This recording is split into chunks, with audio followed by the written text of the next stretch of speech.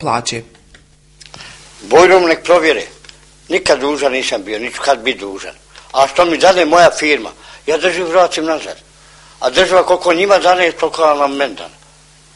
Ja nema više. Evo, izvolite, saberite račune, sve kulturno plaćeno, spakovano i čekam opet na faku, živim od HV. Imate djecu? Imam sina koji je u Sarajevu nastradao, momak, 27 godina, kojeg sam ja liječio od ovih što nema para, nego ovako su mi drugovi pomagali, pa sam ga slao na snimanja i sve sam isplatio i tamo nisam dužan nikom.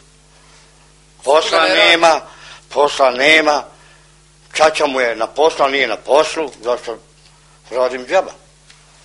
Supruga ne radi? Ne radi, i ona je bolesnik, operisana, i nju sam liječio i sve okej. Opet meni se radi i živi. Ja želim da živim, da radim, da zaradim, a drugi me sprečavaju. Koliko me ostalo do penzije? Ja mogu, neko platim ovo što je sve dužno, ja već mogu papirologiju poslati. 36 godina, a godinu dana fali mi do 60. Znači nekakav zakon postoji da imam šanse, ali nemam. 8 godina smo ukrali, neviđeno.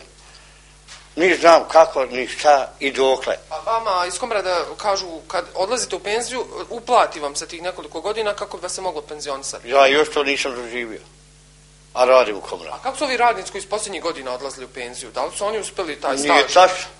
Nije tačno, ne platim ono što je falilo malo. Imali šanse na biro otići, a ja nemam šanse ni na biro.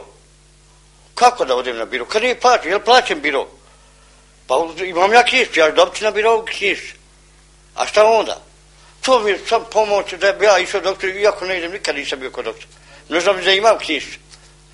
Zašto kad odem tamo, 20 maraka. Zašto? Od čega dati 20 maraka? Da me ovjeri knjižicu, a ja radio.